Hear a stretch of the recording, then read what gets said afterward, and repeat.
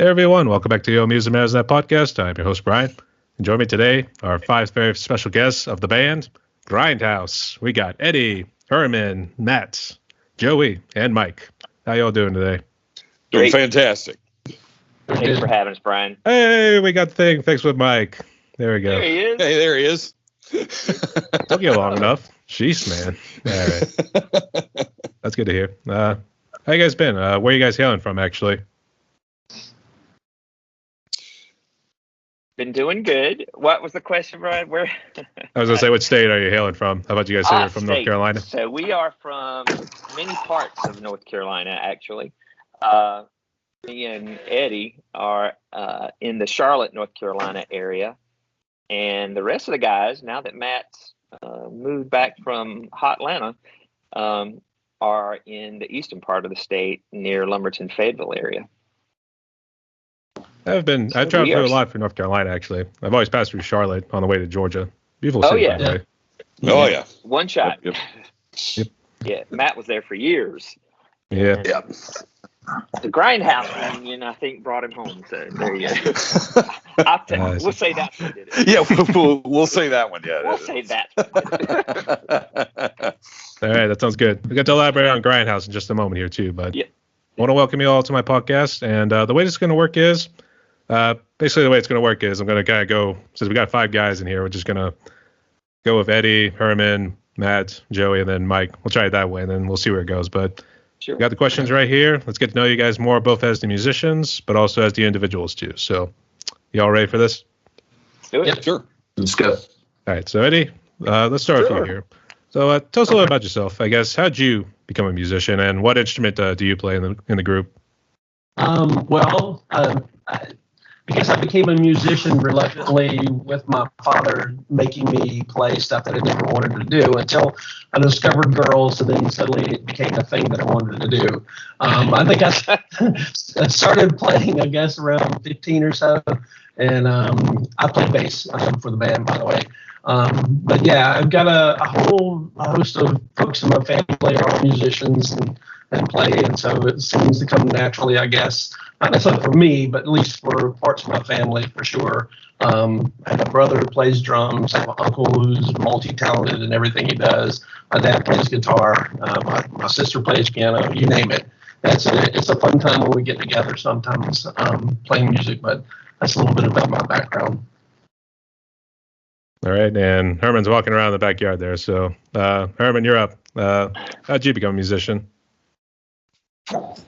My mom forced me. She got me a guitar and drove me to guitar lessons. I had no musical inclination, whatever. Didn't come from a musical family. And after maybe like about a month or so of like whining about bar chords and other stuff, it started sticking. And I don't know, it just hooked me. And Mom probably regretted that, I think. Because it just became an obsession, just literally going to bed with the guitar and waking up with it, leaving parties because I knew I could go home and practice. That kind of obsession as a kid, and yeah, it took formal lessons for maybe about a year, and the rest was just asking a lot of questions about from better musicians and just really just training myself, I guess. Are you the lead guitarist or are you the rhythm guitarist? I guess I'm the other guitar player. I'm the one that make the high notes and make noise, and Matt does different noise in a lower register. That is the best explanation of it I've ever heard. He's the one that whines a lot. You should say that. Yeah. All right. And, okay, Matt, go ahead. Let's see. Obviously, I'm the other guitar player. I kind of started out the same way as Herman. I wasn't musically inclined until 1986 when my brother made me sit down and listen to Master of Puppets. And when he played me that was a game changer and a life changer. And I went, oh, well, okay, now I know what I'm going to do. and just it went from there and majored in music in college and just, you know, and then learned a ton from the first working band I was in was Grindhouse, you know, and, you know, Herman was instrumental in a lot of my learning, or you know, early on, and still every time we get together, I'm like, wow, all right, and so that's just kind of where it goes. So he strapped you down to the chair and forced you to listen to Metallica's Master of Puppets. That's pretty much what it was. He, Dad, you must listen to this.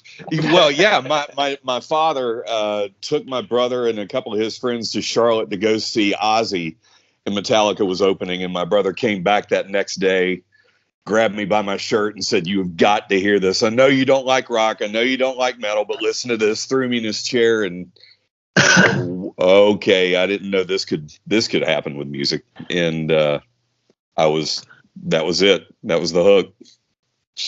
That was his baptism by fire, if that's what we want to call it. Literally, yeah. Hey. And Joey?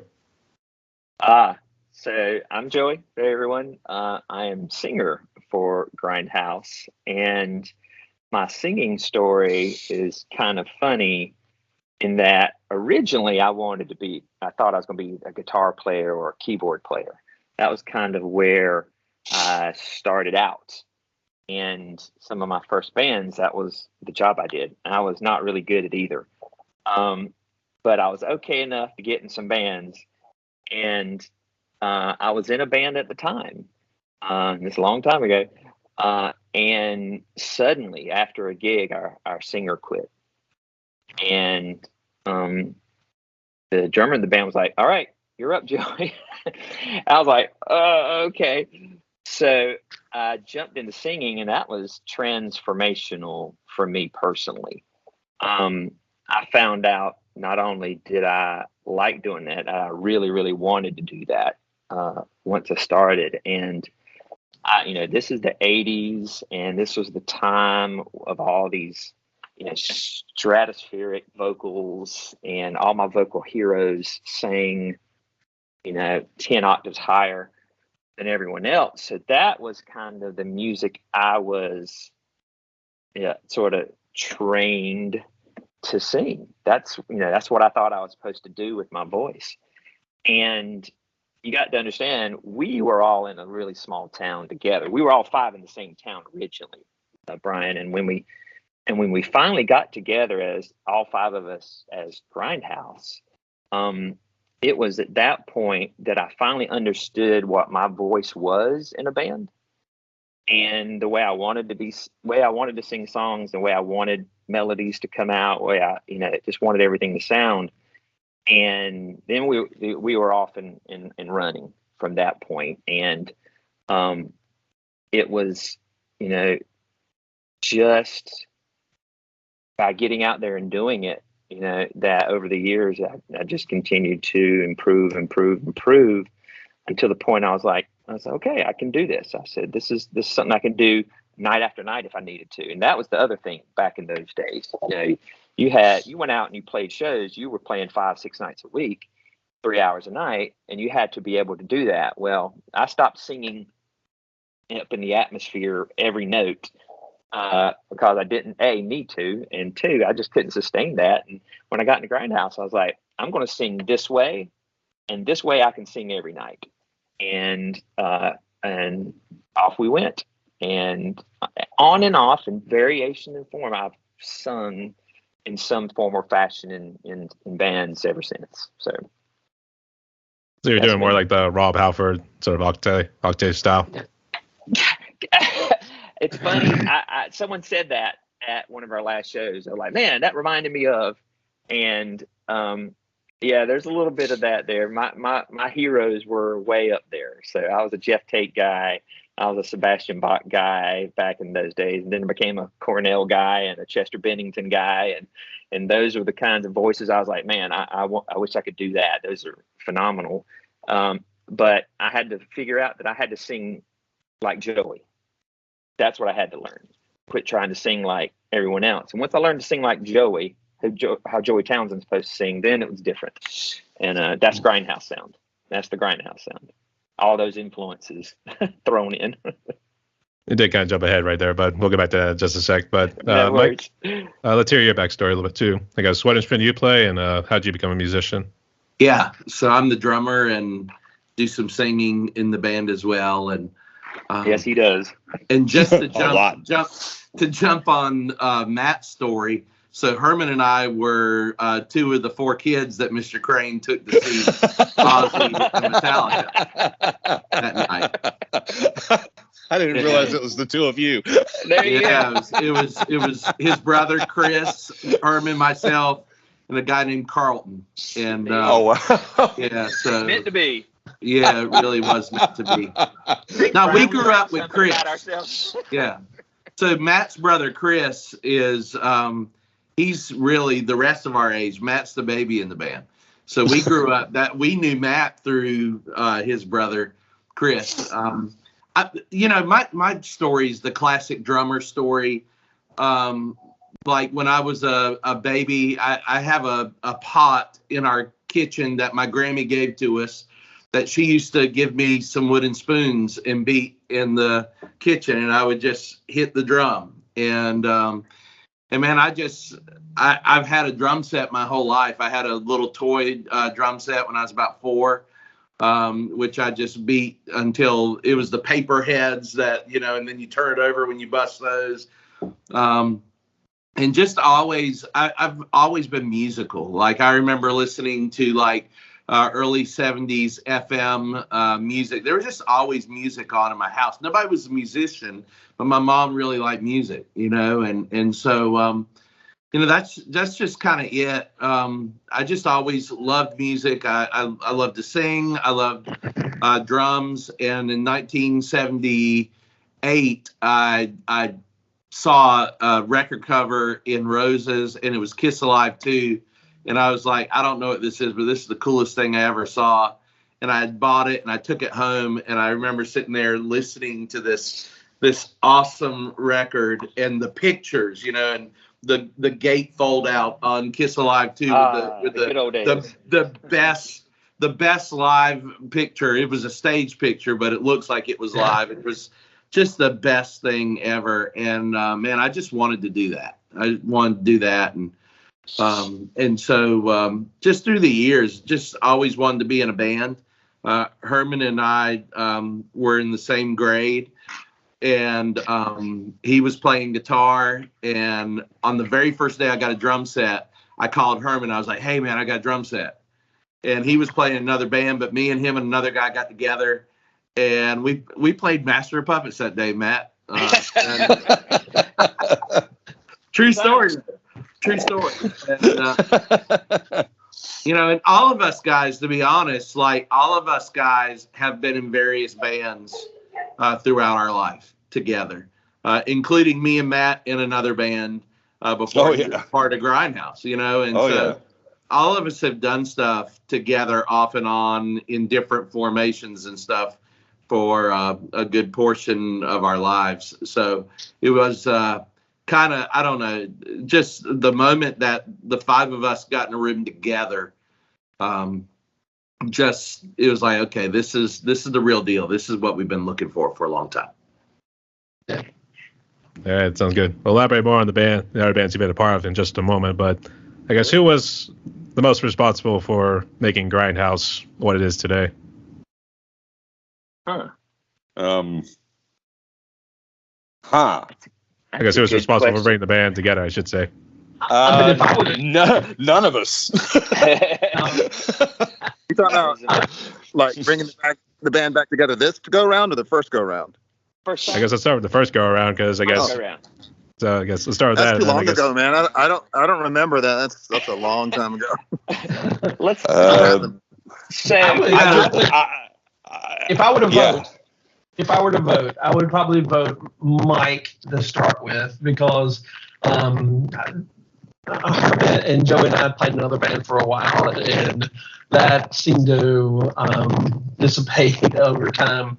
And Mike knew that there was an opportunity to kind of play together, and I remember he and Herman had some demo tapes, and we played a little bit of that together, and he asked if I would play, and that grew into one band, and then later on we added Matt, and Matt really kind of completed a picture for us all. But I think to be fair to everybody, we all had a part in it.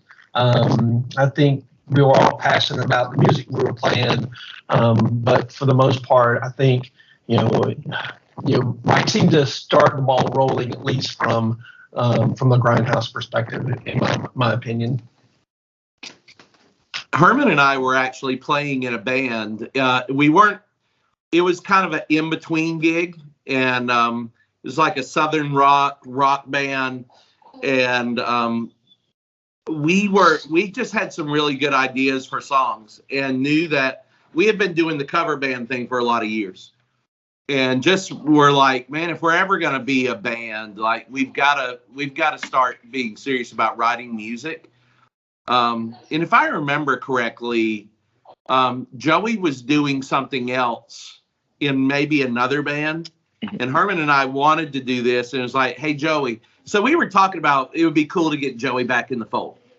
And we asked Joey, if you remember, Joey, the first night we were jammed together, we went over to the house. We asked you to come over and listen to a couple of ideas, and we actually got chased out of the place by somebody who had threatened to kill us. The usual. I call that true story, But that was kind of, and Eddie was a part of a previous band that Herman and Joey were a part of. So we started, so we brought Eddie in, and I think we spent about 1.5 years, 2 years as a 4-piece. Yep. Before we brought Matt in, and kind of when and it was another band called Gangway, and we decided that we were going to go all original. So we were kind of like 50-50 for about 1.5 years. And when we brought Matt in, it was like, this was a turn where we were going to be 100% original. And with that, we were kind of going for a new sound, and we wanted a new name to kind of give us a fresh start. And that's when Grindhouse was born, the way I remember it. I guess how did the name Grindhouse come about? Oh, sorry, Matt, were you going to say something? Oh, no. I just agreeing with what I remember, the history there. Yep, true. So I think Grindhouse, I think there was actually a Quentin Tarantino movie that was called Grindhouse too. Is that where the name came from, or what's? Buddy, we were Grindhouse long before. The movie, way before the movie that. came after the band. Yeah. So, if you want to get into some history, Brian, we can give you that. But we were long before Tarantino. I guess go ahead, or I guess whoever wants to give the history of Grindhouse, like how the name came about, go ahead. Yeah. So when we were leaving the 4-piece behind and bringing Matt in, I remember Matt would actually go to our shows as the 4-piece and help us out, set up, tear down, and hang out, and anything we needed. And we already knew him as a guitar player in another band, so we met up, and the guys were like, "What do you think about bringing Matt in?" And everybody's like, "Cool, let's do it. Let's call him." Matt, I think you were even off in college at that point. Well, yeah, it was. I got a knock at my dorm room. I was at East Carolina and got a knock at the door, and it was Herman and Mike. Yeah. So what? That's how we roll. Yeah. And so, like a month later, I said, all right, well, I'm leaving ECU and I'm going to be in a band. and Brian, when I say this story, this is like circa 92, 93. 93. So Matt was like, let's do it. And if I remember this correctly, it used to be this, I had the weird fortune of having a bar across the street from my house. And if I remember this correctly, we had gone over and we were hanging out with our buddies and trying to come up with band names. And it was one of them Stevens boys. I don't remember if it was Eddie or James. Threw out that name randomly. I don't even remember where the name, why the name was top of mind on him. And I don't know who even it was that heard it and were like, wow, that's a cool name. What is that about? I think it was originally stated as Grindhouse A Go-Go. It's true. I'm being serious. It was some kind of term, Grindhouse a go-go, and that had been mentioned somewhere. Was it like a White Zombie reference or something? Might have been, and a light went off in somebody's head. One of those old movies. Well, the Grindhouse genre, yeah. I mean, it very well could have been, but I could have sworn it was Grindhouse a go-go. But and then a light went off above somebody's head and went from there. Yep, there it is. Grindhouse a go-go. We have a name. Yep. No, that's got too many bad implications, to be honest. So that's right. So we shortened it, Brian. We trimmed it down. I think it could still be used for a little sexual implications or something like that. I reference the original old reference when people ask me. But yes, you're right. All right. That sounds good, though. But you learn something new every day with these interviews, so that's all right. good. So, that's all good. So I guess let's go ahead and talk about the influence a little bit. So I know Mike kind of spoiled it a little bit. So Eddie, go first here, I guess. Who would you say was your biggest influence taking up your instrument? Oh, man. Not only the guys around me that are playing in other bands or my contemporaries and stuff like that, but I've always been a huge Beatles fan, and I love the way they compose music. The early stuff as well. I mean, those were really short songs to some of their longer stuff. So yeah, I really dug how they kind of approached music. I remember seeing the Apple documentary, and they were in one of these houses. They were composing music, and it was like, oh my God, he just wrote that song at that moment, and that blew my mind here at this age. But it really harkens back to my love for that back then. And of course, I listened to my uncle play for a long time, and I loved his music. I was in awe of him, and still am. And he's still doing it strong right now. But yeah, it's always been a mixture of a lot of things. I don't think I can point to any one thing, but the biggest influence certainly has been the Beatles. All right, I was waiting for Herman to sit down because it looks like he was kind of doing a little exercising right there. So I don't know if you guys then, but Ed's mic sounds really distorted to me, like he's in the ocean or something. Yeah, same for me. Yeah. All right, I can't fix it there. We'll try to make it work, but in the meantime, Herman, who would you say has been your biggest influence? And then hopefully when we get back around to Eddie for that question, hopefully it'll be all cleared by then. So. As a kid, I mean, when I was 15, 16, and full of testosterone and angst and anger and all that, I gravitated towards the really heavy stuff, Slayer, Megadeth, Anthrax, Metallica, all that stuff, and even like further into like Venom and Voivod. I mean, all that stuff. It's been years since I've listened to it, but and so everything I played was that kind of stuff. And then it was until much later that I calmed down and through the use of some medicinal herbs, I opened my mind up to Beatles, Jackson Brown, Springsteen, just the other genres of music that I totally turned my nose off. It totally sniffed off, whatever, didn't like. And now I appreciate it all. And even though we play heavy music, we all listen to different stuff now. But it's helped me as a songwriter. It's helped me as a guitar player just to appreciate all the genres. But growing up in the early teens, it was just all fast and heavy and loud. I loved it loud. I guess I think Venom actually had a song. It was called "Too Loud for Radio" or something like that. That's right. Yep. I guess it explains what the hair situation, I guess. Right. Okay. Okay. Matt, go ahead. I listen to now and love and appreciate, every genre there is, but at the end of the day, my heart always goes back to the heavier stuff. Some of my favorite bands right now would be like Mastodon, Gojira, Meshuggah. But then I can listen to a whole album of something like that and then, put on Stevie Ray Vaughan and be in heaven, but everything works. It's just my heart always goes back to the heavier thing.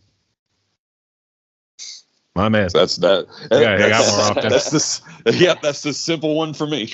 I was gonna say he's got to look like a guy from like Texas Hippie Coalition. I think there was actually a band.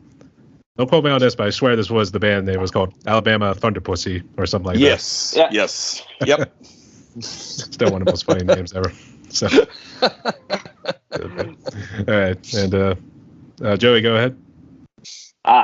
So musical influences. Well, I was always drawn to the big vocals, big harmonies, things like that. Actually, the first band I fell in love with was actually Journey. I was a huge Steve Perry nut because he had just the most amazing voice. But then I discovered heavy music almost by accident, and it was actually Def Leppard's Pyromania record.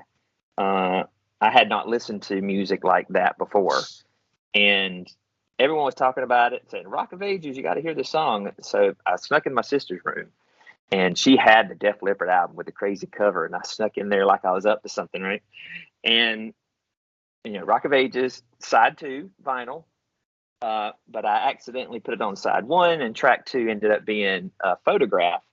And I just never heard music like that with so many layered vocal harmonies like that. And you will find as we release more music how big vocal harmonies are to Grindhouse. And that is part of that kind of influence on me. But it was honestly a year or two after that I discovered Queensryche. And I was the guy I was the Queensryche guy, and was just huge fan of everything they did, even the beginning old stuff, the Warning and the EP. I was into all that, so that carried me through the 80s. It was my love of Queensryche, but I loved always these big vocalists.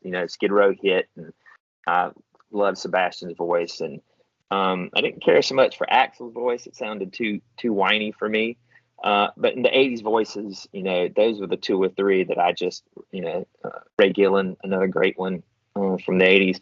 And then the 90s roll in, and the styles change, and I changed with it too. And then I became a fan of the grunge genre singers and the things they were able to do, which is a whole different style of singing.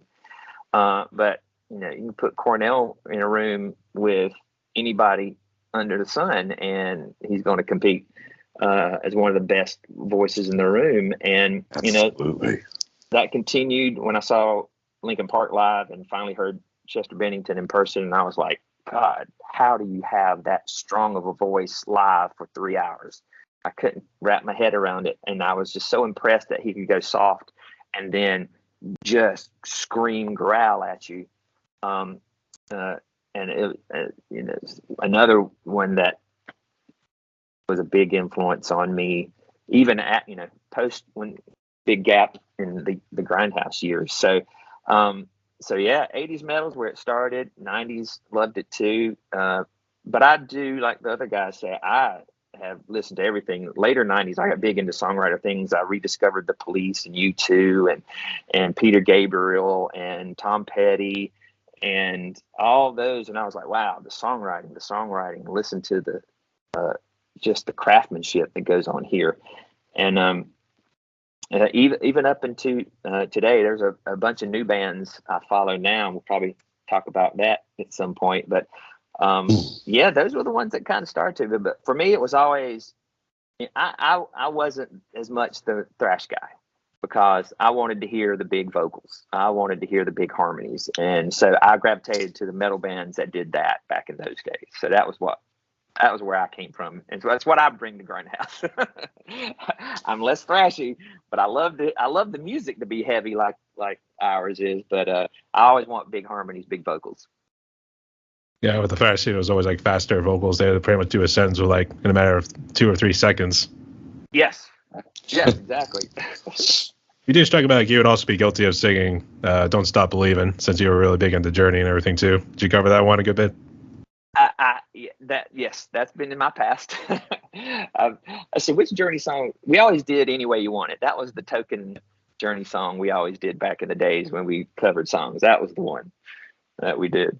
It was the Benny crawling with chicks afterwards. Well, see, now that's a good point, because you asked about what got us into music, and I can't deny as a teen, singing the songs that brought the girls to the show was equally as important as the ones that brought the fellas to the show. So we threw some of those songs in too. Well, unbeknownst to us, those type of songs kind of stretch us vocally too, right? It forces us to sing harmonies and things like that. So while there might have been alternate motivation for us when we were younger, I think it worked out for us, at least from a vocal standpoint. Well, we kept wanting, as we stopped playing some of the popular metal, which we did for a while in various forms, and Grindhouse was formed. We were like, well, we're not going to stop doing big harmonies. And in upcoming releases, you'll discover, Brian, we'll do 5-part harmonies in a minute, and glad to do it. Everybody you see on the screen sings. Well, doing stuff like that actually kind of helped set us apart too, and that was it's unusual. That was a really big thing. Differentiator. That's good. You have to differentiate yourself in this market these days. Everybody's looking for something new. So, and Mike, go ahead. Yeah, man. I mean, I said it earlier. Kiss is what got me into rock and music. Like when I heard the distorted guitars, and it just saw like what a live show looks like from their perspective. That got me into all of that. I think I was just like all about Kiss like for a number of years. And when I was about middle school, I don't know, I guess 12, 13, some guys used to bring their boombox onto the bus. And I heard this song. It was I don't know, no. It was I don't know. I loved that song. It was like the coolest. People look to me and say, like, I don't know, man. I just love that song, and it just got me into Ozzy. And Ozzy was kind of my gateway to everything, just getting into all that, all those songs. Of course, Metallica, like, I think for me, Herman and Matt, I know Metallica was kind of like a life changer. It's like that was the first band that we really saw do anything like that. And for the first time, we saw guys that could go on stage in jeans and a t-shirt without having to wear makeup and hairspray. Yeah. and cool. Absolutely just crush. Yeah. It was just really cool. And, I liked all that stuff. I mean, everything that everybody said. I mean, Journey, I love Journey and I love the stuff in the 90s so much. So many great songs, and that I think Alice in Chains was definitely influential in really bringing the harmony stuff and the really heavy, and they kind of bridged that gap. And going forward, man, today I listen to everything, and to this day. And I spent I was a worship leader like in church for like 15 years. And so there's a lot of music in there that just continued to influence just my growth and just a lot of different styles. So very stylistically listened to a lot of stuff. I mean, one of my favorite albums last year was 6 by Extreme. And, which Extreme is like totally different than what Grindhouse is. But, man, there's just such wonderful songs on there that I love. And so, very diverse. I might listen to Pantera, and then the next song I listen to could be the Eagles or, something from the 70s. So, very, very diverse and stuff I'm listening to. I know when you said the Eagles, I'm thinking, I swear to God, do not do Hotel California. I've been hearing that one too much these days. No, not that one. No. Not that one. No. I'm good with that one. Man, if I never, their catalog's so deep, Something like that. And I think we lost Matt there for a little bit. I think I was about to say something, but while we wait for him to reconnect, I guess Joey and Mike, can you just elaborate how you would describe Grindhouse in a way, as well as the genre of music? I'll take a first stab at that then, Bryan. And it's kind of, I think our conversation up to this point may sort of have been the roadmap to, what I'm about to say now. But it's, our songs are not, first chorus. In our whole catalog of music, I mean, we got 5, 6, 7, 8 parts in songs. They're never less than 5 minutes long.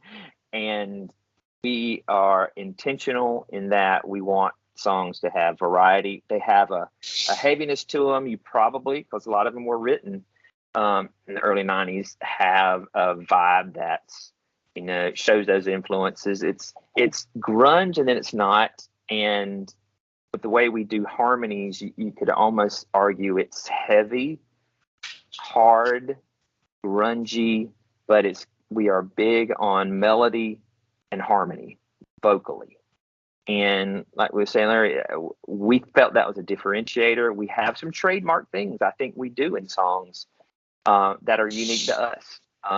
We do a lot of call and answer vocals because Mike's been singers for bands, so he's got a great voice, and Herman sings for another band, and everybody in this group can sing. So there are times in songs where I don't sing at all, and those 4 lead the whole start of a song. And there aren't many bands out there doing that right now, I know for sure. So I think that's our big thing that is special about us. We got the heavy, but you get the melody and you get the harmony too. It's like this is a super group now, because how like Hell Yeah had formed together after the whole guys with Mudvayne and Pantera. Yeah. Oh yeah. Yeah. Very, very true. Mike, did you want to add anything to that, brother? No, I just think melodies are really important to us as a band, and just always been influenced. I mean, all of us have such songwriter stuff, I think, in our background and the music that we like. I mean, everything from Eddie talking about the Beatles to like you hear me talking about Kiss, always had great melodies. To the stuff that Herman was talking about with the singer-songwriter stuff. You heard Joey's influence. And I mean, all of it. We think that it's possible to be incredibly heavy and in your face, yet to have something that sticks in your brain. And we're just always looking for that hook and something that we want you to remember this song going forward. I love the sound of harmony. Just love it so much. Joey's such a great singer anyway. And so the opportunity that we have to kind of support what he does with those incredible, tasty harmonies, I don't know, man. It's just something that's a little bit different. I think it's one of those things that people just always have loved about us because we're not a studio singing band.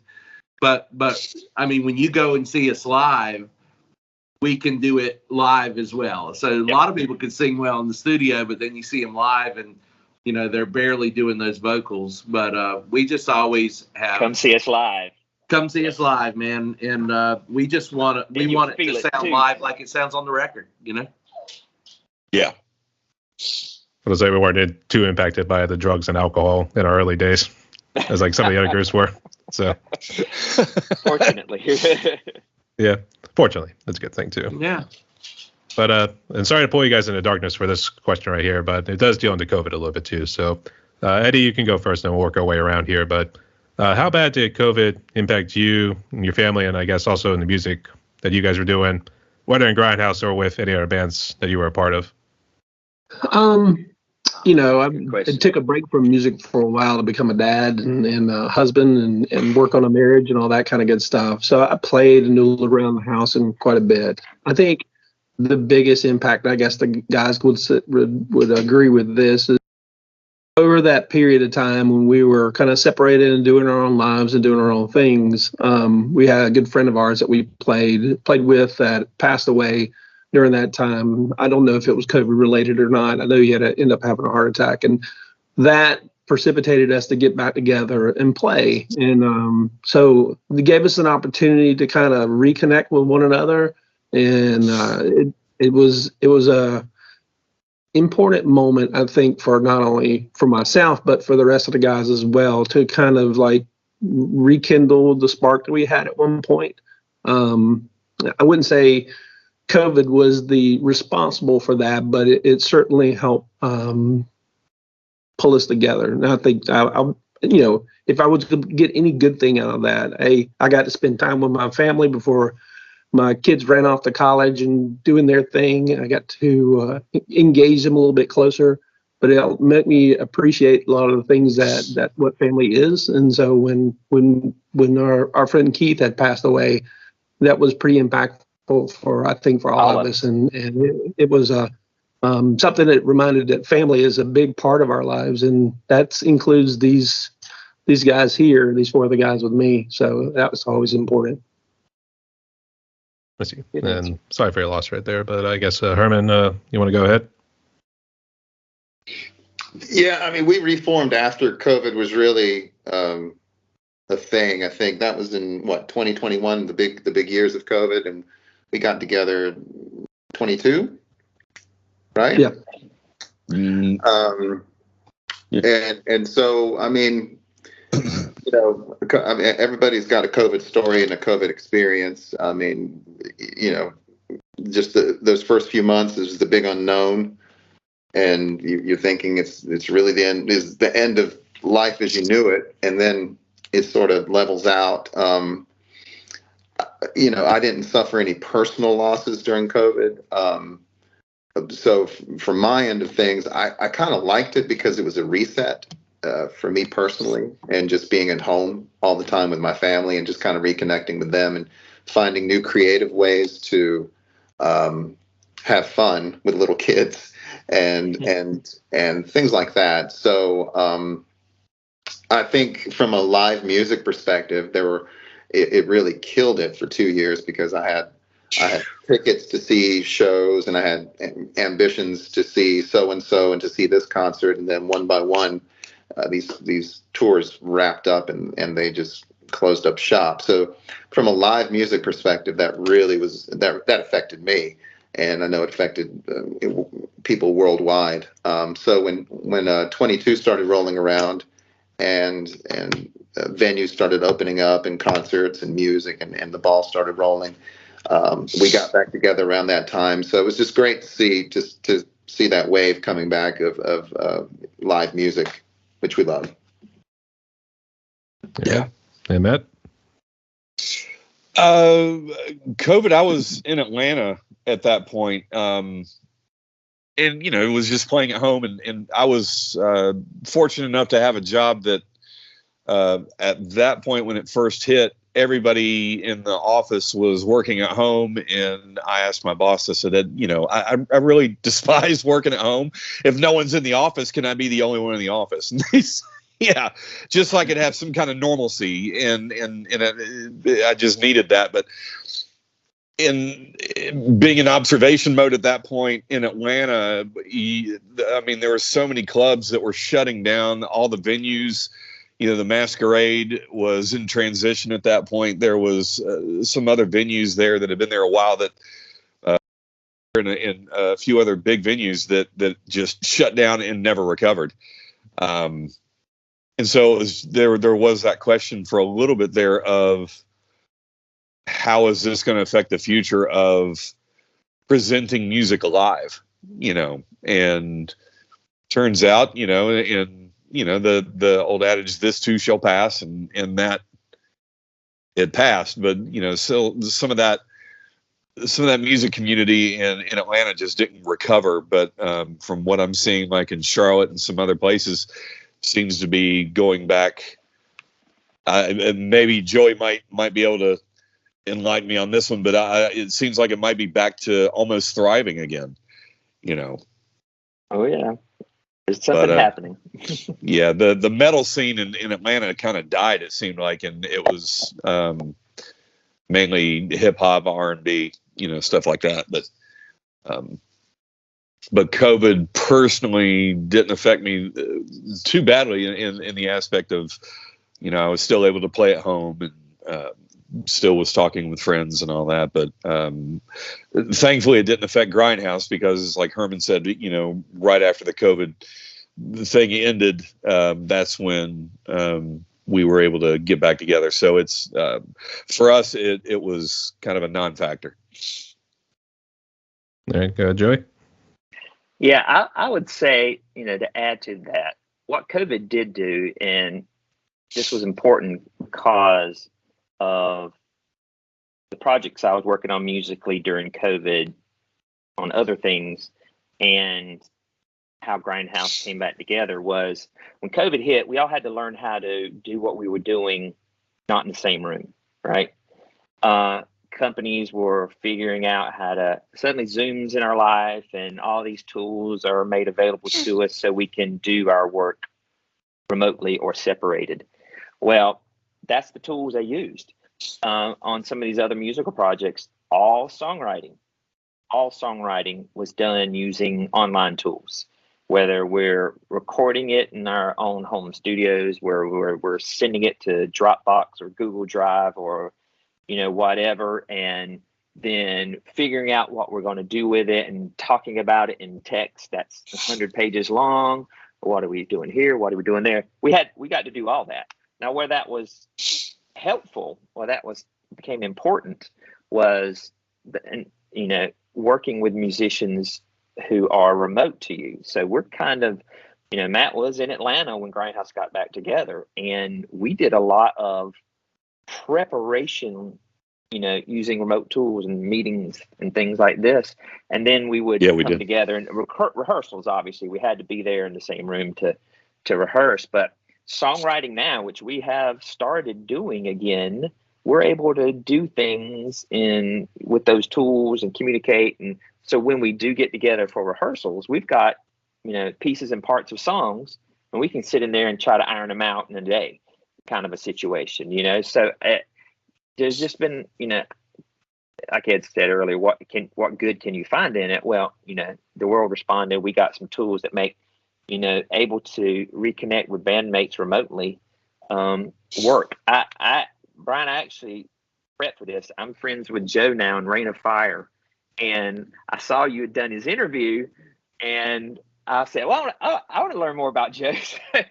I've become friends with him recently, and I just watched that interview the other day, and him talking about the ability to make music remotely with bandmates in different places. I think his guys are in Vegas. I don't think we had that before, and if I'm looking for a silver lining, COVID helped put that in fast forward mode so that we got some things so we can make a Grindhouse a little more successful as we started reforming. Yeah, Joey was a pretty awesome dude, and he also shared some light on firefighting. Yeah. Yes, that whole firefighting thing I didn't even know about. And when I heard him say he was a Queensrÿche guy too, well, obviously I was like, that's my brother from another mother. I should have known. But good, that was a good interview, so I enjoyed that one. Small world after all. All right, and Mike, go ahead and close it out. Yeah, I mean, what they said, man. I think the fact that most of us worked remotely, it just opened up our minds to the fact that when we decided to put this back together, and really we weren't getting back together as a band, we got back together to do a reunion show to honor our fundraiser, to honor our fallen brother. But I think that because of what happened in COVID, we were open to being a long distance band in a different way than we might have before all that went down. Because we were basically stretched out over 5 of us stretched out over 4 cities and hundreds of miles. So, I'm grateful that we were able to find a way, and just all the stuff that everybody said, man. I hate that happened. I'm super glad it's over. Y'all remember if we wondered were we ever going to have live music again? Yeah. And when they were, they were doing the festivals in like pods, and everybody had like a pod where they would stand in them. And is this like forever? Is this, yeah. Right. So anyway. that. I actually do remember an interview I did with one guy from Australia. He talked about how he basically couldn't do, because he's in the metal scene. He couldn't do like any mosh pits. He really couldn't like get close to anybody. You had to be 6 feet apart. I was thinking to myself, that would not fly in the States. No, you just stand there by yourself and throw hands. More like a punch show. Yeah. Arm swinging thing, 6 feet apart. Shadow punching. Yeah, shadow punching. I mean, it literally happened. I'm thinking like, how did they get away with that, to be honest? Or that would not fly in the States. No, they would start a civil war about that, to be honest. Yes. If not, it would definitely be doing another prohibition on alcohol. So. Oh, yeah. Okay. But in all seriousness, though, it's good to see that you guys made it through. And sorry for any losses you guys had gone through. And they put a little bit of a dark spot there for a little bit, but it looks like you guys came out better and stronger. So yeah. Indeed. All right. Let's go ahead and jump into the gear a little bit too. So Eddie, you can go first. Tell us what kind of gear you got. Whatever I can scrounge together, mostly. No, I've got I've had a bass I had for a very long time now, recorded with these guys. In fact, I used it recording Evergreen and Vacant With. That's a Honer B bass Mark V, I think it is called. Anyway, it's discontinued bass, but it's a vintage bass that I do love playing. It's got a thinner neck on it. And it's a 5-string. And I've since have kind of moved into a Schecter 5-string as well. It's got the same kind of configuration. I really like it. It's got some nice pickups on it, and I really enjoy it. But most of the stuff I played through has always been the Harkey. So I mean, hey, if it's good enough for Billy Sheehan and Victor Wooten, I think I can be able to enjoy that as well. Not to say I play anywhere close to the way these guys play, but hey, you got to aspire to be better, and so why not emulate some of those guys? But I enjoy those rigs. Absolutely. Hey, you emulate your heroes in some sort of way. So yeah. And Herman? I've got a Fender Telecaster and I've got an Epiphone, like SG copy, and play through a tiny Blues Junior, and then I had some stomp boxes that I just pulled out of storage, an old wah pedal, and what I got.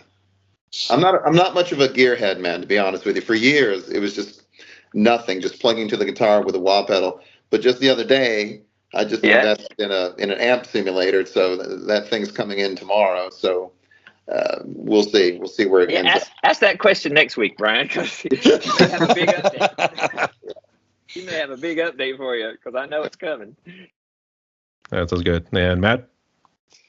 Let's see. Right now, back in 06, I got turned on to Hughes and Kettner, and never looked back. Right now, using a Hughes and Kettner Grandmeister 40 with I have two of the old style Mesa Boogie halfback cabinets, the 4x12s, and so I use one of those right now, and it's already got onboard effects. So really, the only outboard that I'm using would be a wah pedal and a whammy pedal. And guitar wise, I'm using Gibson LP Customs, hot rodded with EMGs. All right. And Joey? Yeah, that right there.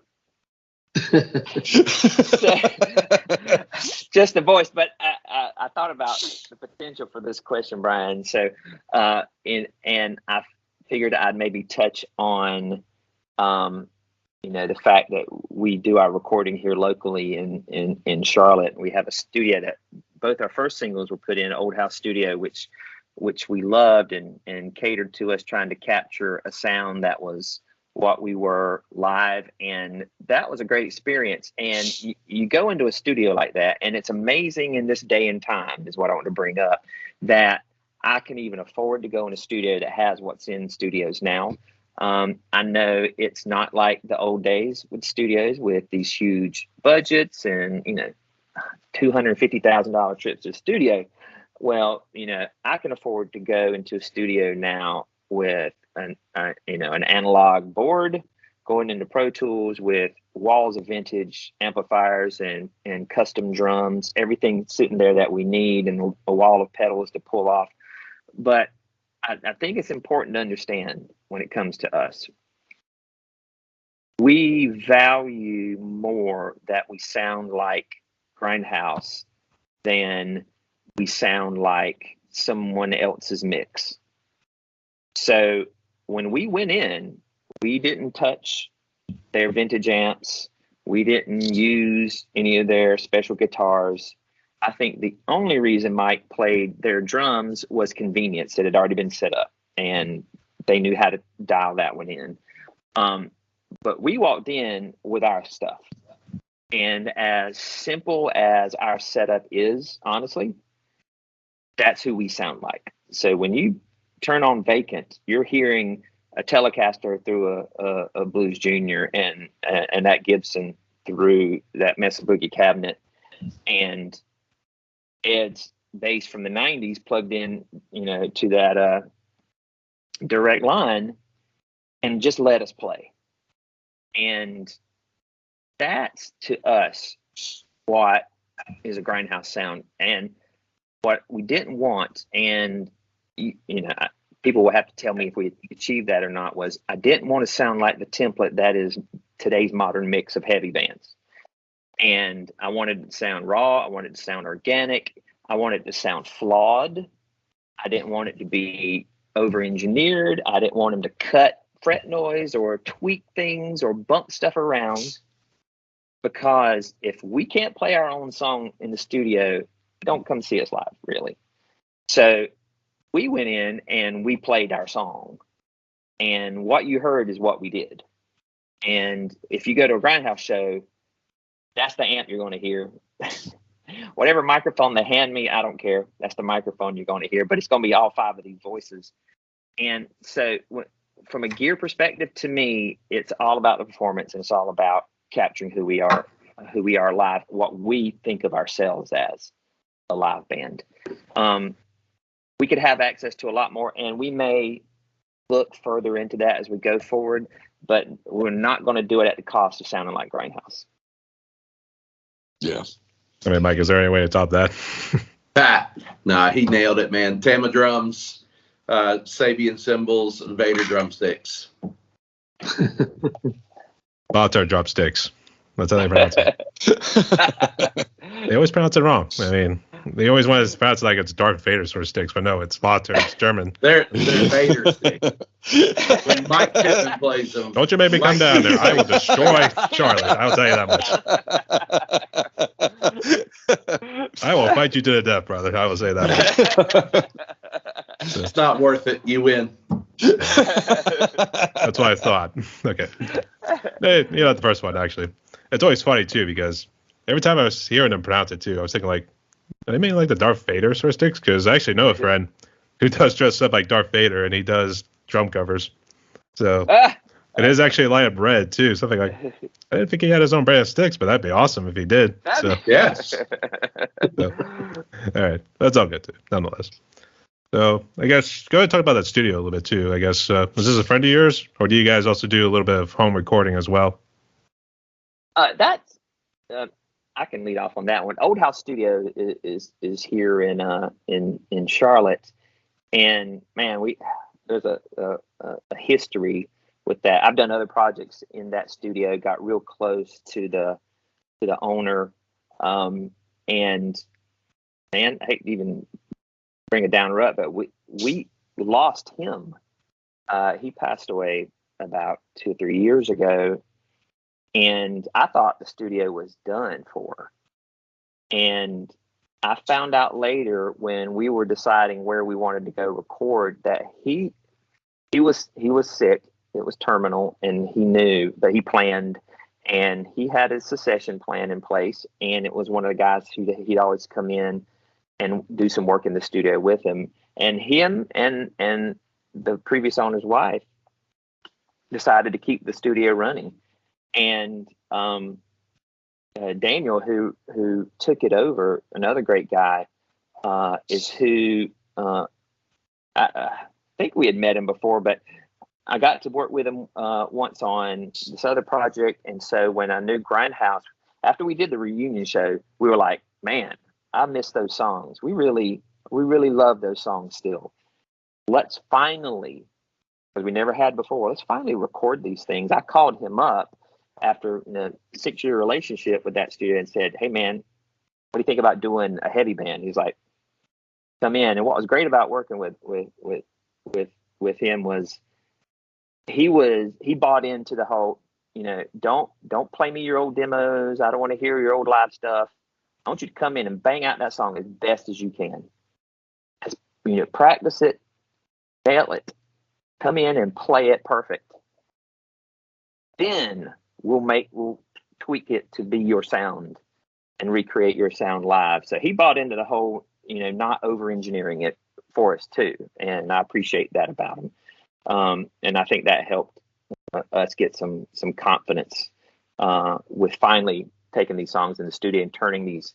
I mean, again, these songs were written in the early 90s, Brian. We're like, these are our babies. They're all grown up now. Will you take care of them? And he did. And we were glad to have finally, put them down. So much so, we are anxious to go do it again. And we are trying to make arrangements. Now, unfortunately, Old House is pretty busy. I hope we can get back in there, but we may have to do something different. But the goal will always be organic, authentic, natural Grindhouse live, but in a studio. I see. And sorry for your loss there, too. I know. Was this the same guy you had mentioned earlier, or was this a different guy? No, different guy. The one we did, the benefit show that we did the reunion for, it was sudden. It was out of nowhere that he had a heart attack. Chris at Old House, we knew he was sick for a while. And we knew it was getting worse. We just didn't know, no one knows when exactly. But yeah, it still surprised me when it finally did. And that was rough. Not COVID related either. But yeah. I see.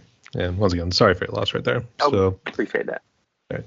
Let's go ahead and talk about some of the challenges you guys face being musicians in general. So, Eddie, go ahead. Challenges. Getting back into playing was obviously a bit of a challenge for me because I had to get my chops back up. I had to get my dexterity back in my hands, a lot of all that stuff. I don't know if I would call it a challenge more than I've watched my son kind of form his own music career path here, I guess. And the challenge I have was whenever, as a dad, you want to play with your son and have a good time. And, being, a young, 18-year-old, 19-year-old kid, and he's like, Dad, I want to play with you, That was a challenge, right? Because I wanted him to experience what I am, which he is doing now. But I wanted to do a little bit with him. So maybe things get as he becomes more established in what he's doing, that we'll get an opportunity to do that at some point. But just getting back into the swing of things with these guys is certainly a challenge, but it's a challenge I've accepted and I love doing. I think Daddy wanted to be cool with his son. Yeah, exactly. That's all. Yeah. And Herman? Challenge is making these things do what they're supposed to do, I watched videos of me when I was 17, 18, and I'm like, I can't play like that anymore. I mean, it's just, really technically fast, and I try it and it's just sloppy and a mess now, but I don't have to play like that, but I just making sure that the rust doesn't settle in and I'm still able to do what I'm supposed to do. The other challenge would just be logistics, just because of our busy life schedules, just hammering out face-to-face rehearsals or even studio time, things of that nature. The virtual environment helps with us with any songwriting or meetings and things like that. But you do need the face-to-face to hammer out stuff. So that would probably be the most difficult part right now. But we're working with it. We're making it happen. Yep. Yeah. Yeah, man. Playing standing up. There's too much on the back. I mean, like going back and watching bands, the Grindhouse in the 90s and then some bands that I was in after that. And you go back and watch videos and it's like, wow, you're all over the place. And then when we played that first reunion show, I wanted to absolutely crawl into a hole and die after that. After we got off stage that night, and it was like, people were like, what's wrong with you? It was like, well, I played standing up, because you play at home sitting down, and and then at the same time of that, adjusting to certain health issues that sometimes come up the older you get. And some things that you just deal with. So when you have a combination of all that and you're having to readjust things in your life, and then something comes in and says, oh, by the way, you have to do this thing you used to do. Now you have to do it on your feet, with a 10-pound guitar strapped on you, and just relearning how to do that, how to readjust back to that. And then when it comes to writing, again, I've always been my own worst enemy on that, of coming up with an idea and going, oh, that's awesome. And then the next day you listen to it and go, oh, that's a complete piece of shit. And then, you don't introduce it. And then somebody will hear it down the road and go, why didn't you introduce it? And it's that, a lot of that self-doubt, and then having to get back in shape, and just a combination of all of that. At least know he's being brutally honest, so at least that's one good thing we're getting out of this. Yeah, you'll get that from us too, Brian. All right, Joey, go ahead. Yeah, so I think for me, the funny part of it, we went to our first rehearsal with all of it. I don't even think Matt had gotten there yet. I think it was the four of us. That first rehearsal, I walked in, and we were setting things up. Mike looked at me and said, man, can you even sing these songs anymore? Dude, I said, I have no idea. I said, I'll find out here in a minute, because I don't sit in my home and just sing Grindhouse songs by myself, right? So, but I've been singing. I hadn't stopped singing. I've been singing on other projects, but not in this style, with the aggression, with the distortion on my voice, and some of the notes in some of the songs you haven't heard yet. I was like, I don't know. And man, thank goodness, I made it through the first rehearsal. So even everyone has dexterity. I had to get some vocal dexterity back, get my chops back, and get my range broadened yet again. So that took a little time. But the thing that was cool, Brian, I want to point this out, in that when you don't have much time together, cause of distance or schedules, the fact that we played together so much so many years ago, when we got back together and that chemistry was still intact, I could still look at Mike and know exactly when he's going to hit, what he's going to hit, when the riff is going to end. I can feel when the note's going to drop off in the harmony, and we drop it together.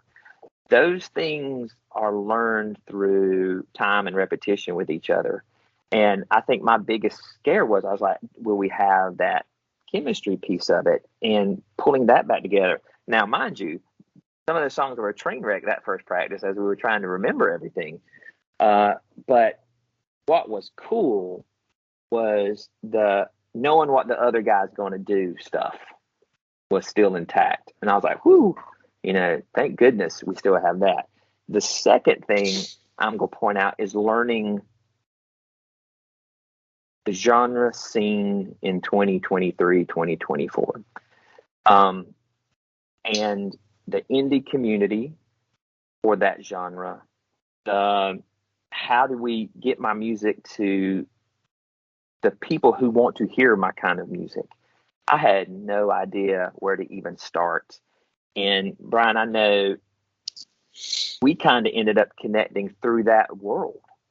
And, I just sort of stumbled across, I think, almost some of the groups like on Facebook and some of the radio stations and shows like you have here. I stumbled across, and that whole community, thank goodness, were so welcoming. They're like, oh yeah, new metal band, come here, bring us your stuff, send us your stuff, we want to hear your stuff, we want to play your stuff, come on, join the party, we're family here.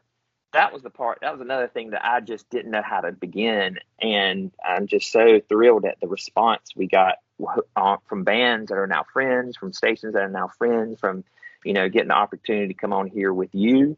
But learning where to go and where to find it, I had no idea. And that was kind of like, okay, here we go. I have a song. It's called Vacant. Let's see if I can find someone to listen to it. It's so different than what it was for me when we were doing it in the 90s, when we stuck posters on the wall and told people to go to shows. That's how we did it, right? This is a whole different way of doing things in business right now. And, I have to have as much technical social media marketing savvy as I do, songwriting or singing skills. So I feel for the younger generation in that they have all this available to them, which is amazing, but they got to wear like 50 hats to be a band now. And I had to wear like maybe a couple originally. And me learning which hat. Oh, did I forget a hat? Am I supposed to be doing that too? Oh, I didn't even realize I was supposed to be doing that. What do I need to do?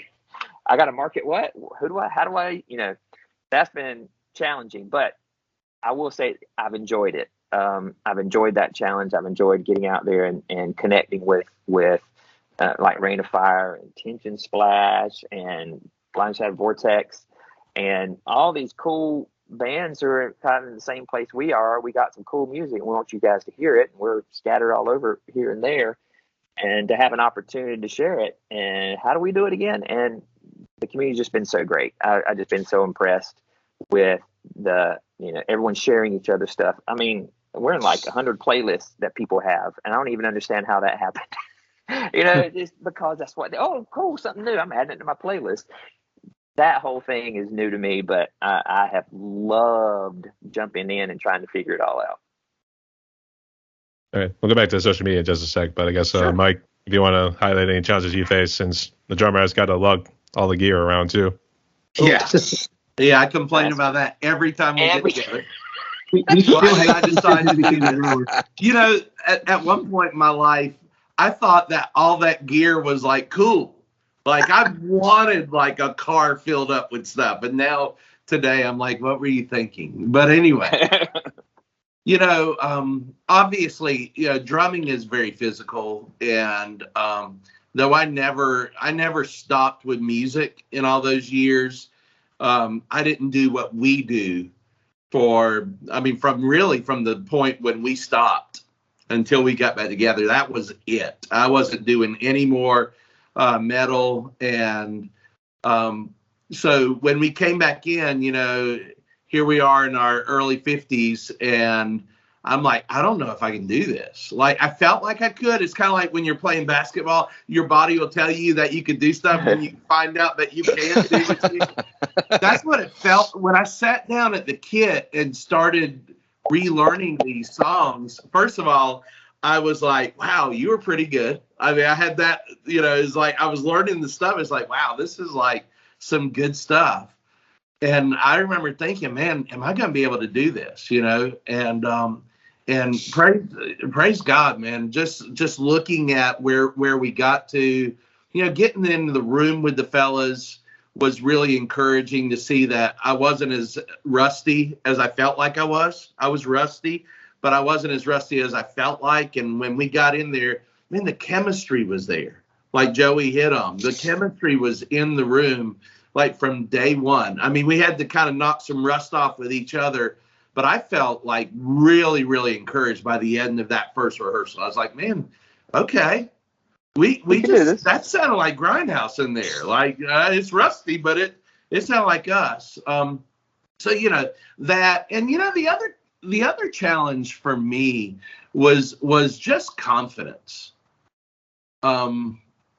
Just the confidence, like when we decided we weren't finished, like I said, we got back together to do a show, but after we got in the room, it was kind of like, we started thinking beyond that and like, man, do you guys still want to do this? And I remember my son, who's a musician, was like, he's so, both of my kids so wanted to see this happen because they weren't even born when we were a band, and they know all the stories and all that kind of stuff. And so my kids were like, are y'all going to be a band? And I was like, yeah, I don't know. I don't know that anybody cares, right? And that was the thing. It was kind of like, it was a relevance question for me. Like that's like the freaking 90s, you know? Like, you guys weren't even born. Like, nobody cares. I don't think anybody would care to hear old guys play heavy rock like this. And just to see but we went to the studio, and man, those tracks came out so amazingly, and just to see the response to it is, it's mind blowing. It just blows my mind to see the validation that people all over the world really like our music.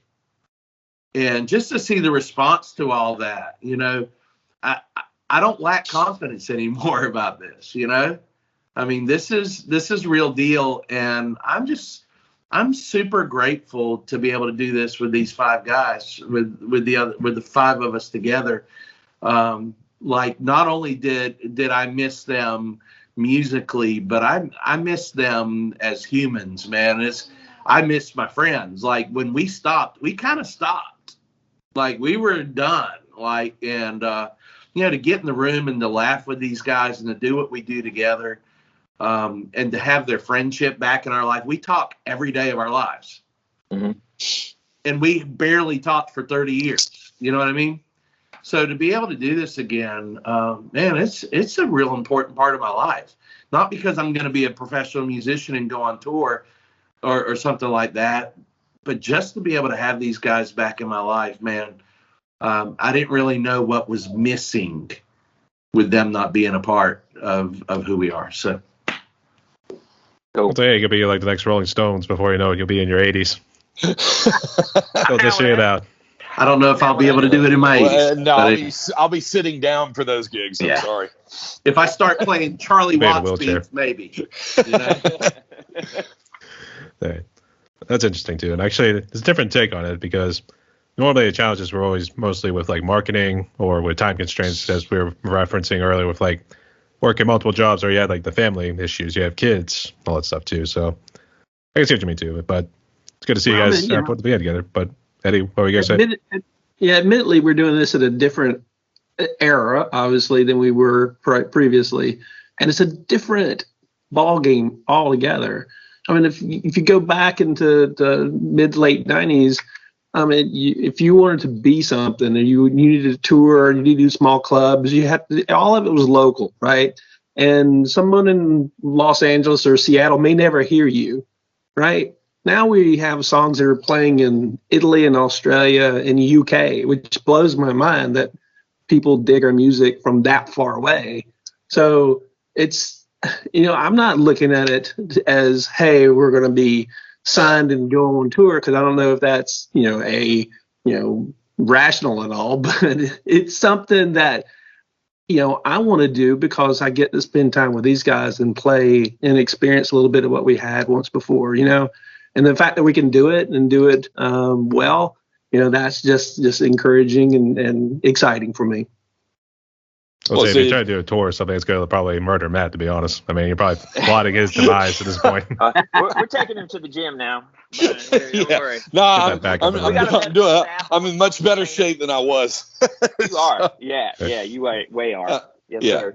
In much better shape than I was. But if you had told me in 1993 that, hey, man, in 2024, you're going to have an interview on a handheld screen with 5 people on it, I told you were full of it.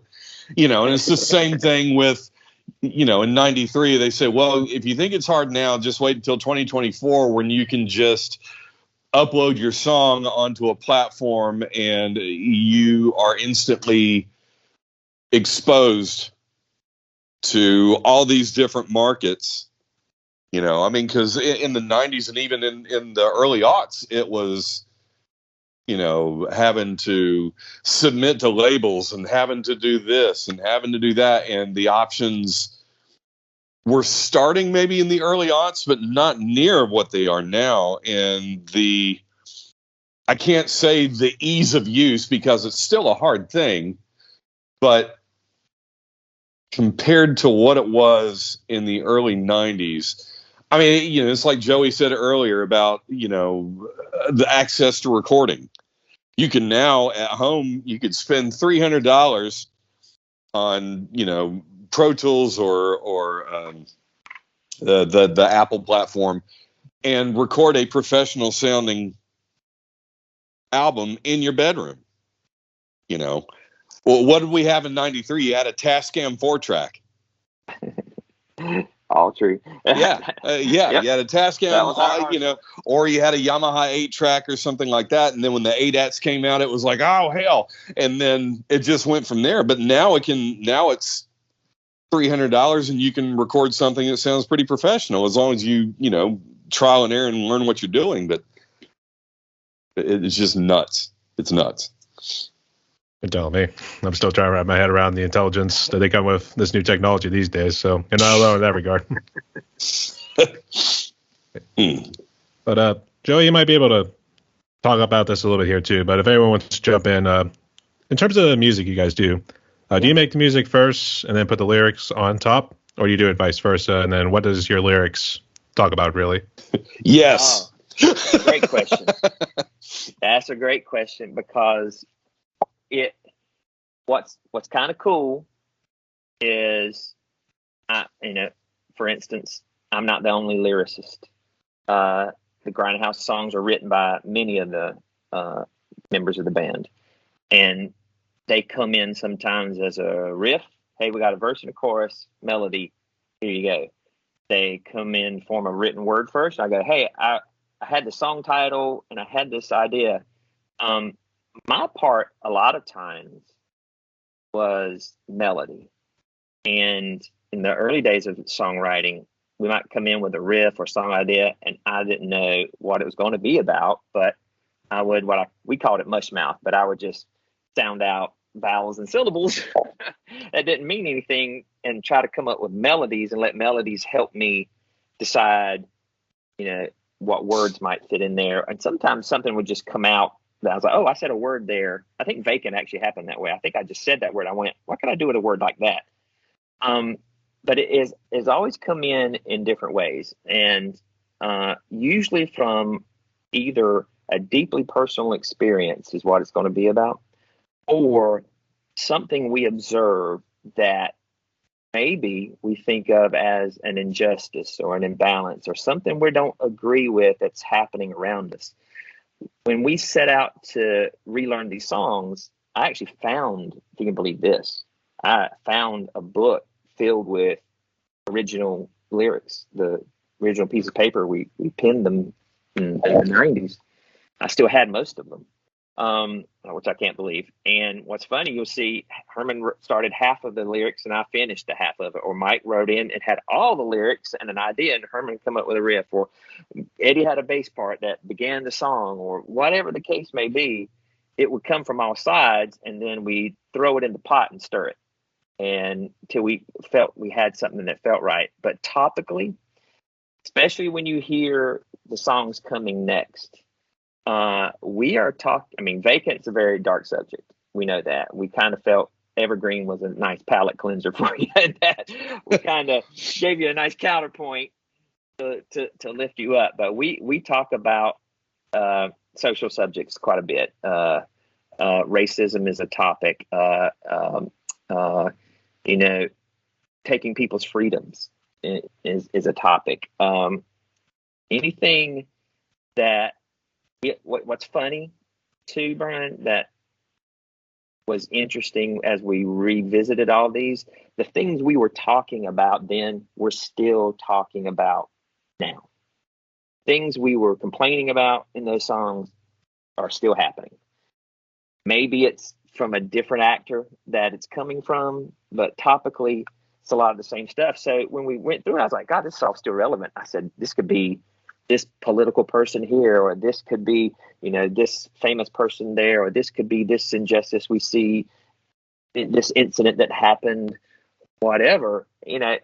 Change one word and it's now a modern take on a serious subject. And I don't even remember exactly how the songs sort of drifted into some of those topics and tones. But when I go back to it, I'm like, man, I'm sure glad it was, because, these are cool things. Then fast forward and we're at, well, what would a Grindhouse song sound like today? New. What is new songwriting? I can tell you already, it's going to be the same thing. I think the stuff we're working on now, like Mike walked in and went, I got an idea. Here's some words. Here's a melody. I had this. And heck, Mike threw out a guitar riff idea. And then we get, all right, throw it in the pot. Let's start stirring it. I'll mush mouth a few things until we get all the lyrics down. Let's see if that part's going to work. We need a C part. We need a D part. I'm kind of excited about the music that's coming already. That's going to be new. But it's kind of going to be the same thing, and we're going to have to do some of it remotely, and we're going to be sending it in Dropboxes and Google Drives and texts. But when we get together in the room, I just feel like the process is going to be the same. And hopefully, I hope the topics remain in what Grindhouse does. We don't write love songs, really. We don't write, I have written those in the past, but that's not what Grindhouse's voice is, I don't think. And although we have a couple that you could probably say, oh, that's sweet sentiment at a moment and a song like that. But the songs you're going to get next are going to be talking about social issues and things of that nature. Yeah, too much of the 70s and 80s talk about sex, drugs, and rock and roll, to be honest. So it kind of gets a little old after a while. Well, Mike's been pushing for that a lot here lately, and we've just had to tell him. I said, dude, no. He wanted to feel some love in the back of the car afterwards. We're not doing this.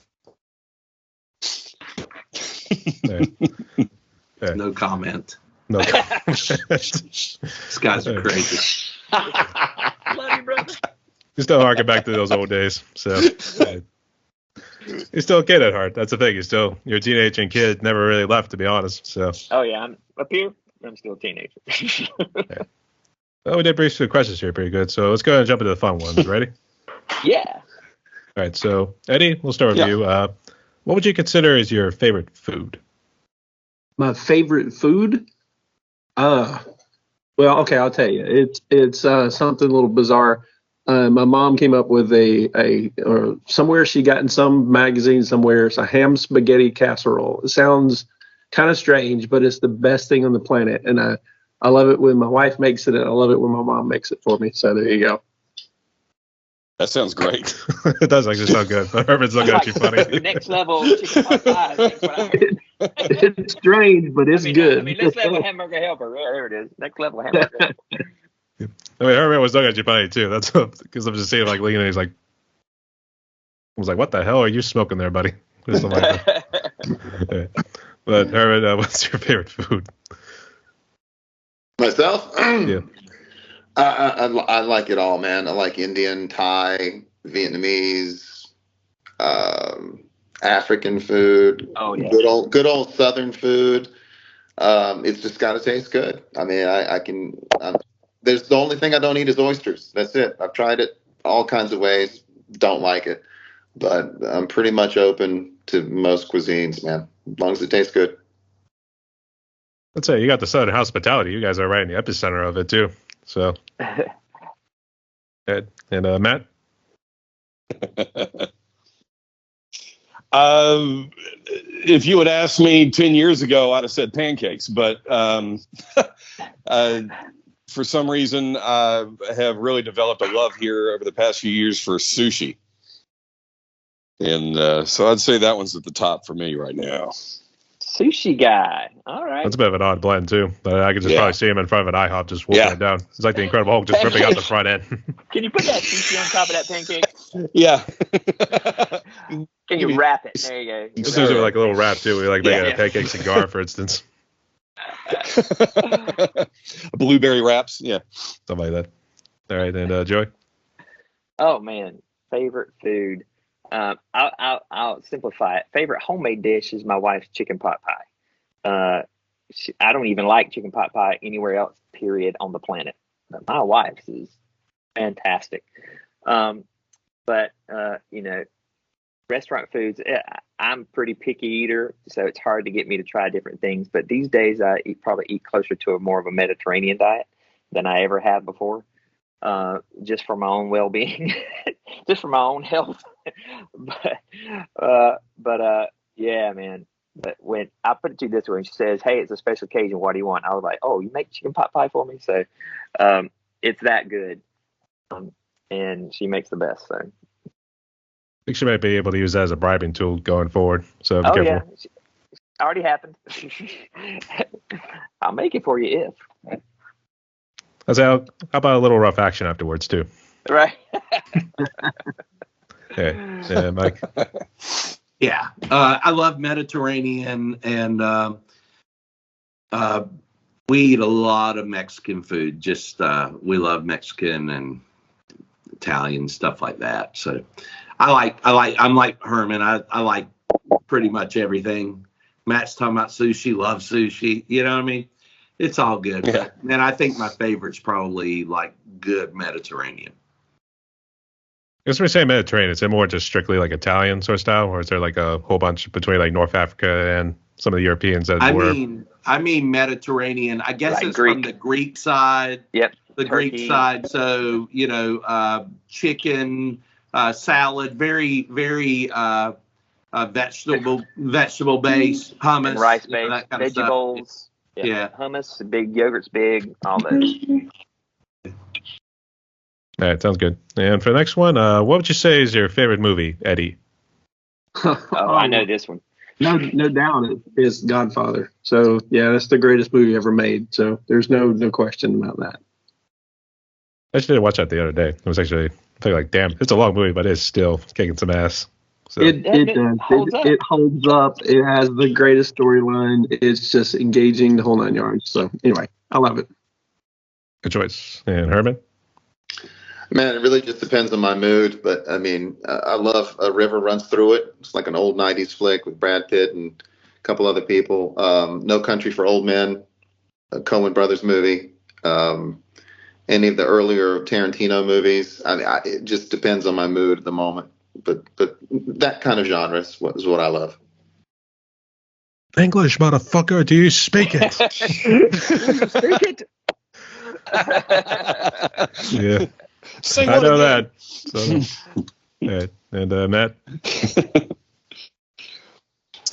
For me, it would be Raiders of the Lost Ark. Classic. Indiana Jones guy back in the day. Classic. Back when Harrison Ford was skinny. And Oh yeah, he got all the chicks and all their things. Lifelong. Yep. Yep. Not as much as James Bond, though. He wasn't getting that much head. Yeah.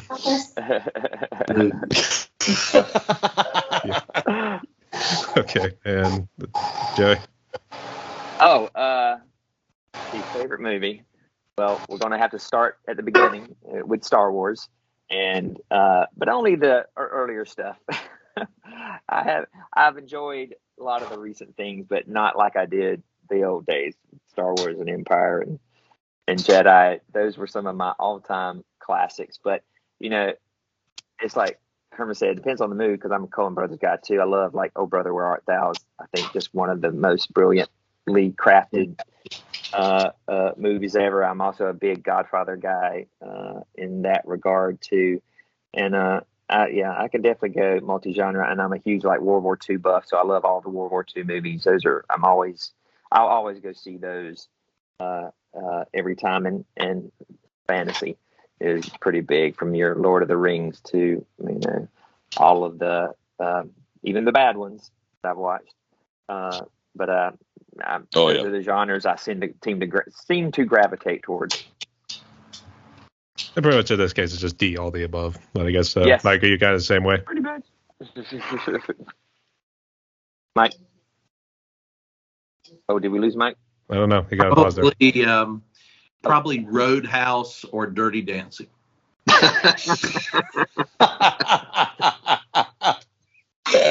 Nailed it. How could I have forgotten? I'm going to dare you just to stand up and just do a kick and just go Roadhouse. Listen, Come on, tell the truth. Your favorite movie is The Human Centipede. Human Centipede. The Human Centipede. Classic. Leonard Part 6. Yeah. Leonard Part 6. Yeah, I don't know, man. I've probably watched Goodfellas more than any other movie, like back in the day, just over and over again. But I don't know. I just not really movie buff like that. Like everything that everybody has said is like, yeah, that was good. Yeah, that was good. So don't really have a fave. would say Scorsese knows how to make a pretty damn good mafia movie, to be honest, too. He's up there with that's Coppola for for The Godfather and all those guys, too. Yep. For the next one, first off, do you all drink by any chance? Herman drinks? Every now and then. Yeah, Okay. socially. I mean, it's not like it's in the fridge. Oh, I thought you meant like water and stuff, like drink, like. Well, that's a non-alcoholic, but I mean, Yes. in terms of alcohol, that's what I mean to I say. eat too. Well, I yes. hope so. Otherwise, you wouldn't be standing right there. So, but in all seriousness, I normally ask because sometimes people have been like raging alcoholics in the past. So I just want to make sure. Yeah. No, we're good. In terms of alcoholic drinks and non-alcoholic drinks, what would you say is your favorite, Eddie? Non-alcoholic drink. Either or. Either or. Oh shoot. Diet Coke. Does that count? No, I'm I don't have a lot. My father told me for a long time, he goes, you're going to drink coffee one of these days, and I held off for that for 35 plus years, that I would never drink coffee, just to spite him, right? Because he said I would absolutely do it. And then somewhere along the line, it caught up with me. I was like, I need a little pick me up this morning. I think I'll start drinking coffee, and I haven't turned back. So he got me, Gotcha. but I held off as long as I could. I said, see, Daddy, I told you. I could hold it. Told you. So, That's it. all right, but Herman? Yeah, I love a good cup of coffee. I'm a coffee snob, so it's got to be good and strong. But as far as alcoholic drinks, I like, craft beers, whatever. A good glass of wine. But here's how I buy wine. I look at the label, and if it's kind of cool looking, I'm like, oh yeah, I'll try that. So beyond that, I'm not as long as it tastes good.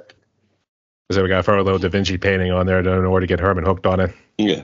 Right. As long as it doesn't say MD 2020, he'll buy it. Yeah. Fair enough. But I guess Boone's Matt? Farm. Yeah.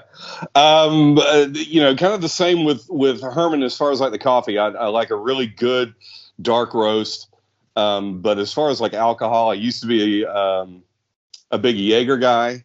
But here for the past couple of years, I like a really good White Russian. That's not too overpowering. The dude yeah, abides. but a good White Russian, I absolutely just love. I didn't know that. How did I not know that? I'm saying, man. Yep. I was saying, learn something new every day. So, The dude abides. and Joey? Yeah, so you're non-alcoholic. You will rarely see me not drinking tea. And I know I'm from the South, but it's unsweet is what I drink. I don't drink sweet tea, so I break all the Southern rules on that one. I'm a Guinness guy for my beer. All dark is what I almost always drink. And like Matt said, probably my favorite mixed drink is a White Russian for sure. For sure. Okay. And Mike, go ahead. It's pretty much coffee and water for me all the time. I like good, strong coffee that not bitter, but strong coffee that tastes the way that it smells. Black, just black, good, strong black coffee. And I drink water like 24/7, All right. And for the last and fun questions, what would you say is your favorite song, Eddie? Oh, favorite song. Oh, I already know that one. Not including ours, I take it. I mean,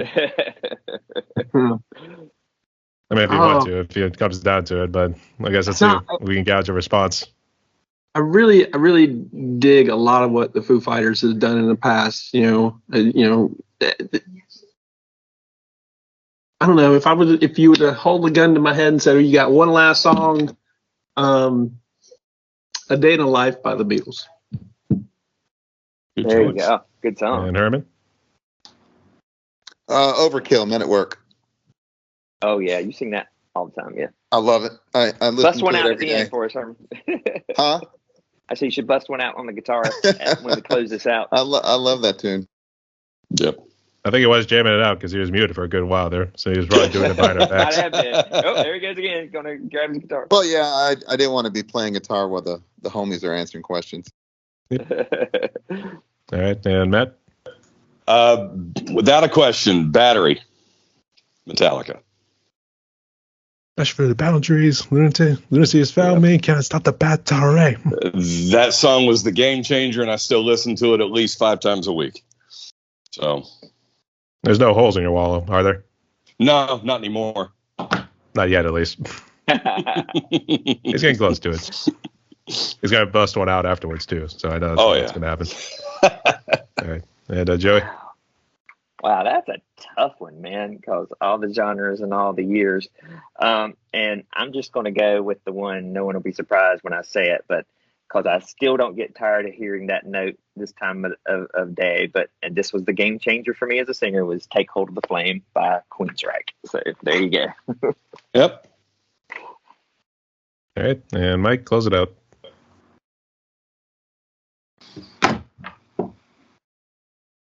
The soundtrack from Dirty Dancing. Yeah. What was I? Are you a dirty dancer? Man, I don't know, man. I just What have, about Mike, Go the without. opening track to Kiss Alive. It's got to be that. no, Detroit that's Rock City. Kiss Alive too. No, I mean, I love that whole album. There's so many songs. So I don't know. It's just hard to I'm pick. gonna say Deuce because it sounds like that's something that his woman should do for him. Or it's got to be that Ozzy song you belted out earlier when you first. I don't know. I don't know. I tell you a song that I probably listened to 100 times last year. I told you, like, probably my favorite album that came out last year was the Extreme album. There's a song on that new album called Hurricane that I think is just amazing, an incredible song.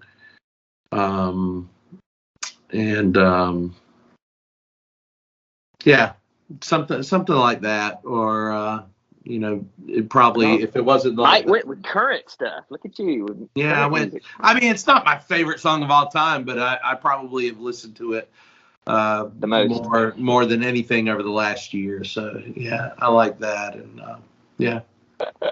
I see you, Herman. Hey, a little too close right there. He's playing Overkill. The nostrils are flared too. Yeah. Must be listening to a little metal. Overkill with his nostrils. I guess so. Okay. Oh, he goes right for the. Oh, there it goes. There it is. We got a little blooper action right there. He went for the gold. He cleaned it Hey up. guys, I turned my camera off for a little bit there. Had to take care of something. All right. So he's You're all good. You're all good. All right. But all good choices nonetheless. So Eddie, Herman, Matt, Joey, and Mike, we are almost down to the last question right here. And actually, we're almost out of time right here. So before we jump into it, did you guys have any questions for me or any final words you want to say before we jump into it? So yes. So, Brian, what is your favorite song of all time? It's changed a little bit too, and I think I got to the metal stages actually a little later. It comes down to one of these two. One's from a progressive metal band I listened to a good bit, which was Between the Buried and Me, and the song is "Ants of the Sky." Oh yeah, that one. I always listen to that one every car ride. I'm going to blast that album at least one time. Cool. Another one that would be a close second would actually be "The Blessed Dead" from Nile. Oh wow! All right, right on. That one mainly because it brings out the drums in me, just because of how much drumming there is involved in it. So right, cool. Yeah. Right on. All right, so there you go. That was my. Oh, and what's your favorite alcoholic, non-alcoholic drink? And then I'll shut up. No, you're good. It depends on what me and the parents are actually doing at times. Because sometimes I'll mimic what they're doing. If they get like a heavy drink, I'll get a heavy drink too. Normally, the go-to would be a Long Island iced tea. So you got your tea and your alcohol. Yeah. All wrapped up into one. That's what I do. The tea's a quote-unquote. They just kind of give it something like that. The favorite non-alcoholic, it would be, I can go for a good Coke every now and again. Though my doctor tells me to avoid drinking those. You do. I miss Coke so much. Same, brother, same. Yep. Cool. Yeah. Was there anything else, or? I think that was it. Thank you very much for the support, though. No worries. But we got one more question right here, and Hit us. that's why I can kind of tie in, because I know I left one question out about advice you would give to musicians, but we can kind of tie it in with this one right here. So, Sure. given what COVID has done, obviously it seems the tragic loss of a couple of your friends want to help kind of bring you guys back together and kind of get you back in the studio too. But for those musicians who were impacted negatively by COVID, or people in general, what sort of message of hope would you give to musicians and people out there as we try to move forward in the post-COVID world? And we'll start with Eddie. Well, I have the great pleasure to have a son who's musically talented at this point, and he's pursuing his own kind of career. So that's really kind of a something that's kind of fresh in my mind now, because he and I have talked a little bit about bands and relationships and how they kind of mirror your partnership you might have with a significant other.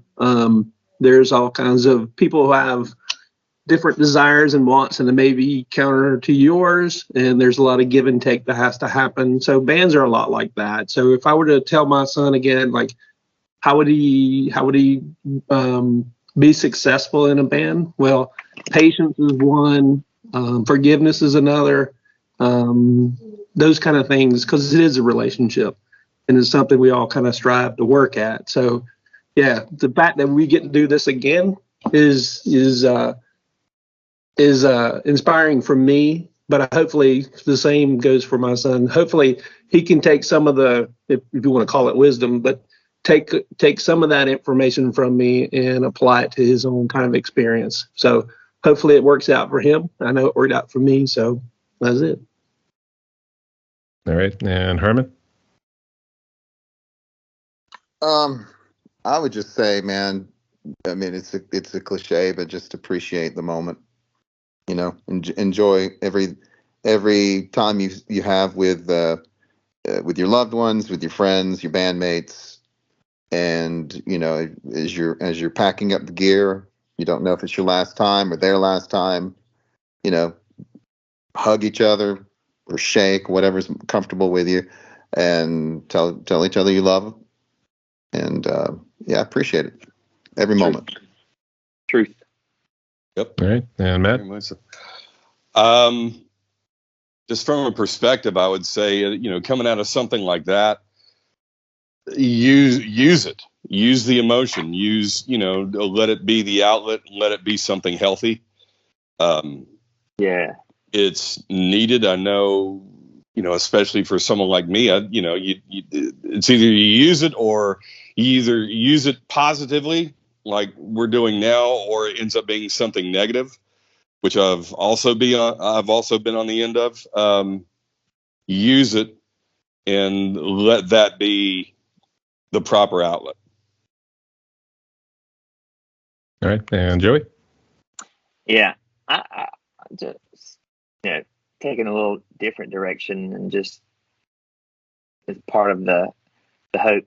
Now is an amazing time. The technology and tools you have access to are unbelievable, but to not get distracted by the noise. Stay true to what you're doing. Don't try to go out there and copy. Either your sound or your style, wherever possible. Stay true to yourself, but take advantage of what's there for you now. I mean, and don't rule out something you can't do. Do the research and find out. If you want to go in the studios are much more affordable than they've ever been. Go do the research, find out. You might be surprised. Instead of spending $500 to build your home studio, you can spend $500 and go into an actual recording studio on a weekend and still get a better result, and can focus on the craft and not learning which knob to turn and do I have the latest drivers and all the technical stuff. But there's so many tools available for you now. Take advantage of them. Just, you know, do the research, get understanding. And as far as bandmates, nothing beats time together on stage with your brothers. Rehearse until you're confident. Get on the stage and do it over and over and over and over and over again until the chemistry is there. Once the chemistry is there, you stop thinking about what your playing live and start becoming part of the moment of giving live and receiving live. And a lot of home studio people are doing stuff by themselves, and that's great. But there is nothing more powerful than input from your bandmates, output, and then receiving and taking all that as a unit and giving it out to people at a live show. Nothing beats it. So grab all those things and run with them.